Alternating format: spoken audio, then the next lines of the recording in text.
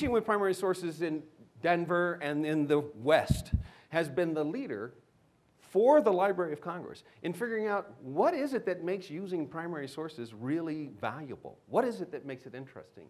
And in particular, how is it that we can be inquirers and that we can turn inquiry into the powerful learning process? The questioning that I'm going to talk about today is just another step that Peggy has led us to develop. So she organized a workshop for a bunch of us who are presenters today and who do these workshops and who are also teachers in classrooms to think about how can we help students be better at asking questions. And this is really an important distinction. Not how can we ask better questions to our students, but how can we get them to be better at asking questions. It's another step forward, and not just in the use of primary sources, and not just in inquiry, but in transforming the learning environment. Now what would you pay? Okay. Oh, I have the clicker. Taylor, advance that one, will you? Because I don't know where the clicker is. Okay, we're going to start with an exercise. We're going to wonder together. See the question focus? A Denver resident pays less than 2 cents per gallon for water. What I would like for you to do is form groups of 4-ish and ask questions related to this focus. Here are the rules. No statements, just questions. Like, oh, you can't really read them, but here's a couple of example questions. What is water? Where is Denver? I'm hoping you'll come up with better than that, but I just wanted to give you an example of what a question is. No statements, just questions. No judgments regarding the questions. There's no such thing as a bad question, remember? I think Thumper's mother said that, or something like that. And record the questions with reasonable accuracy. So somebody, or maybe just quickly write them down and number them, all right? Groups of 3 to 5. Asking questions. I will stop you in about 4 minutes.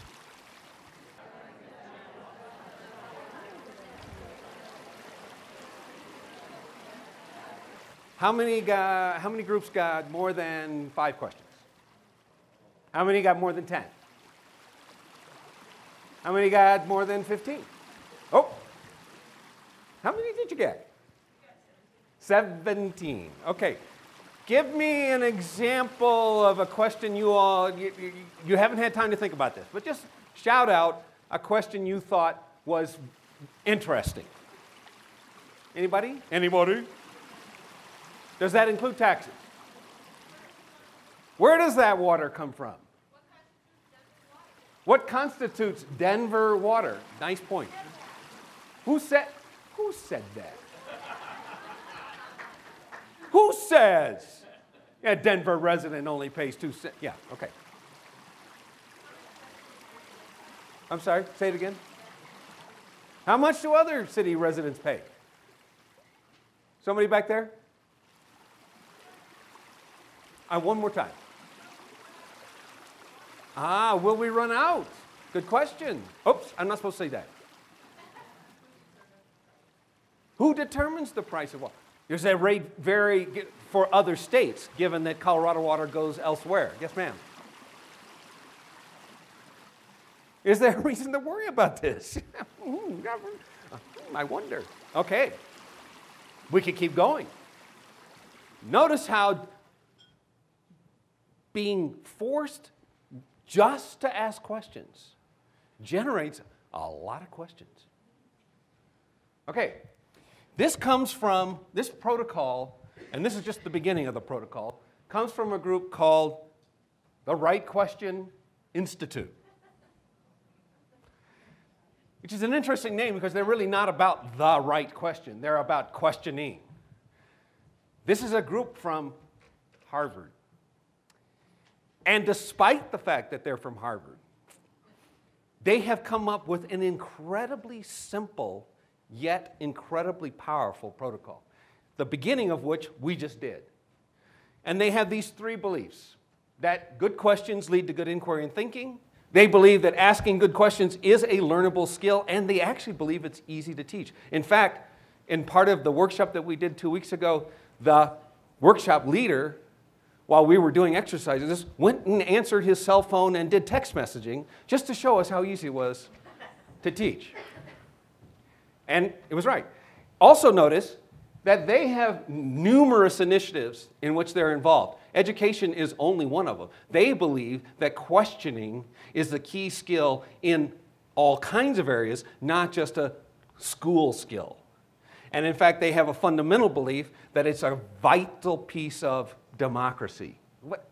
Kind of a naive notion, but I think that comes from maybe being at Harvard or something. I don't know. So here's the protocol. The protocol is simply a series of steps for guiding students to produce, improve, and use questions. And the steps are totally simple. First, this is the hardest part. Create a question focus. Notice, and Mary will be really upset with me if I don't make this point crystal clear. Not a focus question, but a question focus. Did I get it right, Mary? Yeah. Okay. Because sometimes I slip on the pronunciation, and if I do, Mary will jump up and say, "No, Stevan, not a focus question, but a question focus." In fact, it's very important that it not be a question. Notice I use the statement, a Denver resident pays less than 2 cents per gallon for water. It should be provocative, and it should not reflect a teacher bias. So I hope that that question, a Denver resident, not question, that statement, a Denver resident pays less than 2 cents per gallon for water, just is a report of information and encourages you to ask questions about it, as opposed to saying a Denver resident doesn't pay the real price for water, which would be an implication that there's something wrong there. So that's the first and most challenging piece, is to come up with a question focus. What we experimented with in the workshop, and we might get a chance to do that here this morning, is ways to create question focuses. Foci?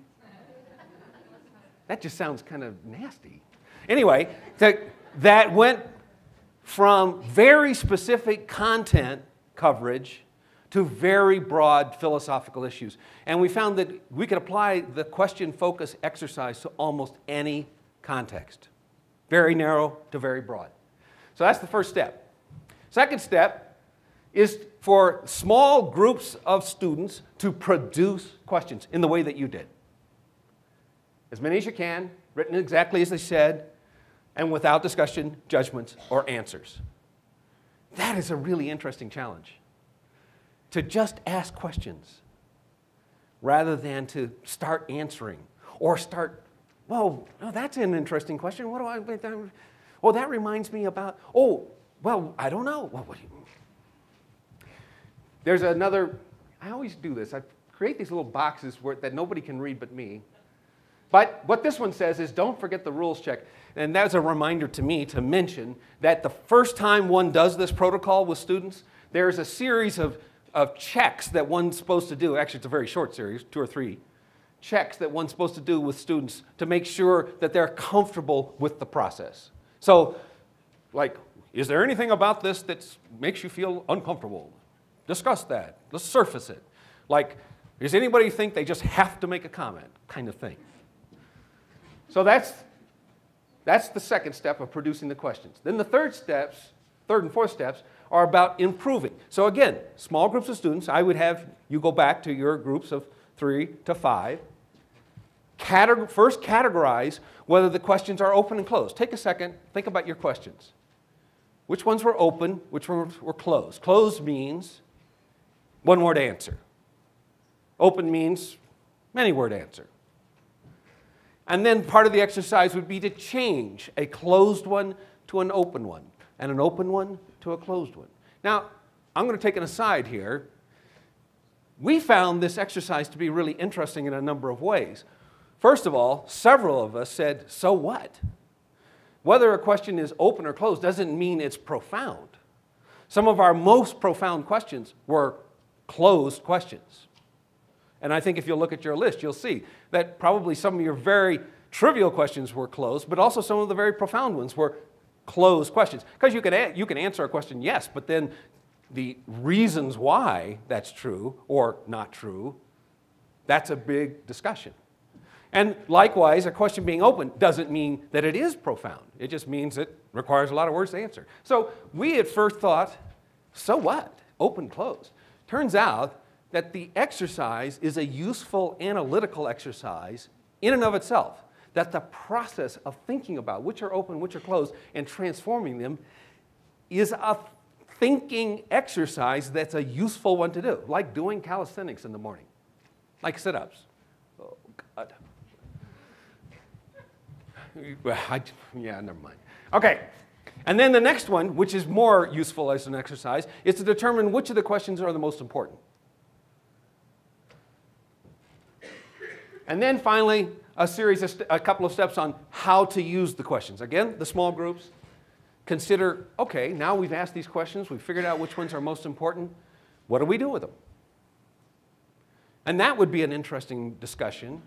So maybe it's a group of students who are being asked a series of questions about some content area. What are they going to do with them? Are they going to do some research, an inquiry project? Are they just going to like cram for an exam? Or is this about taking out into life? Are they going to create some kind of community service? Whatever. What are they going to do with them? And then finally, reflect on the process and the learning. That's it. And it works. It worked even with adults a couple of weeks ago. We did it twice, and it worked both times. Now what would you pay?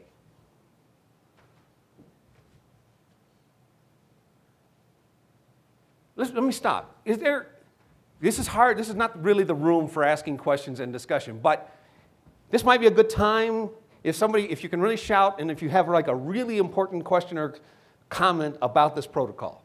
So I don't know if you can hear Mary in the back, but let me shout out what she said, because this is really important. This is a game changer. I'm going to not say it exactly in the eloquent way that Mary did, but this is a game-changing tool. First of all, many teachers are really not that good at asking questions. Mary didn't talk about this part, but I'm gonna. Most of us are not that good at asking questions. We tend to focus on fact questions. We tend to focus on questions that are narrowly constructed to respond to the particular content areas that we're worried about and have right answers. That's a tendency of most teachers, nobody in this room.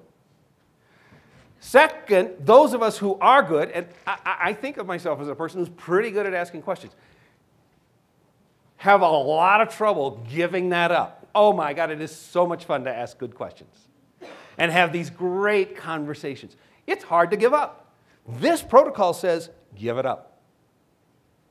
Not only does this protocol suggest you let the students ask the questions, but you make the students ask the questions. And the argument of these folks, and they are from Harvard, is that if you do that, they'll come up with better questions than you. In schooling, in the way we've done schooling for millennia, and I was there at the first millennium, is so tough in the ways in which it restricts learning that students are not just worried about whether they had the right answers, they're worried about whether they're asking the right questions. Like, oh, is this really an okay question for me to ask? What? Yes, powerful.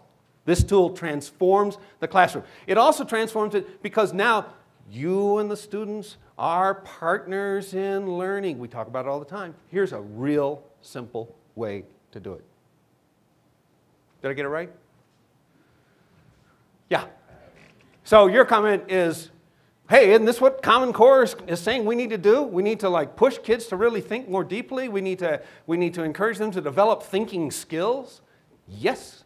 As a matter of fact, that's exactly what this is about. So it's also a game changer in that it transforms the learning from a focus on content to a focus on skills. Content becomes context for the development of the habits of mind that kids need, not just to be successful students, big deal, but to be successful humans in a global society. This is so cool. Oh, I said that. Okay, what do I have next? Oh, that's another. Okay, here's some more about what you get.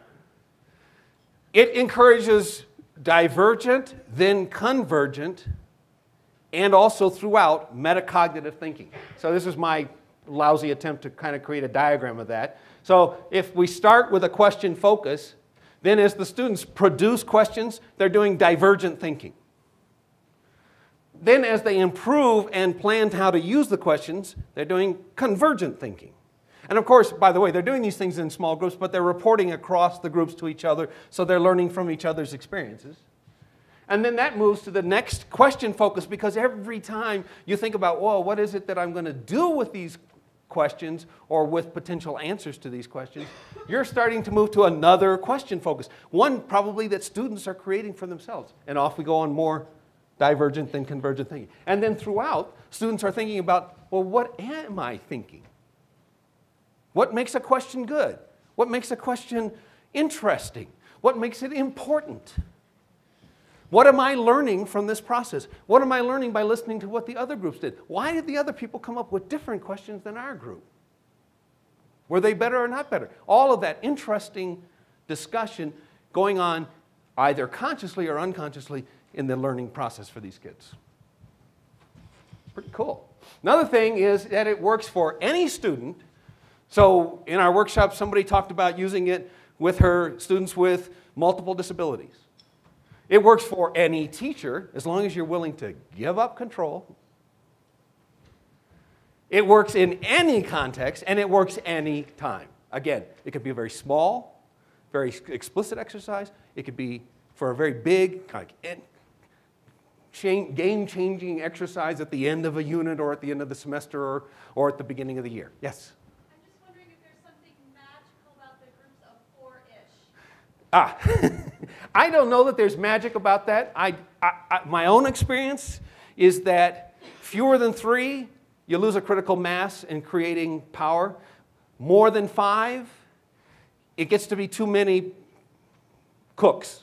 So that's just my own experience. I happen to think about the 3 to 5 thing as a kind of general rule, and I noticed they did too, but I haven't heard a reason why. Good question.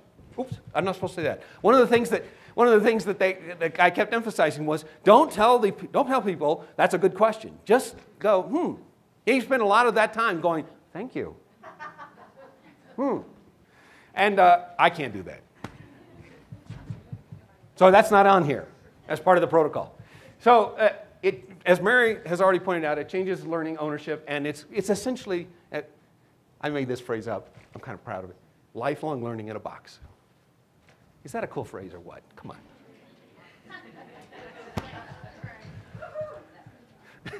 Thank you. Thank you very much. Okay. So, how much time do we have? Oh, then let's finish. So, Right Question Institute, rightquestion.org, educators, resources, it's all free. It's a Creative Commons licensing. Use it. They want you to use it. I have an example of a questioning we did in another exercise online. So we created a kind of online exercise, and you can go to this bit.ly questioning online exercise. There's a PDF of this PowerPoint, although it's also going to be loaded on that. So that kind of summarizes that, and my time is up. And what I'll just say one more thing, which I've already said, but I can't resist saying again. This is an opportunity in a totally concrete, totally simple way to transform the learning environment for you, your students, your colleagues, to really change schooling into learning. Thanks.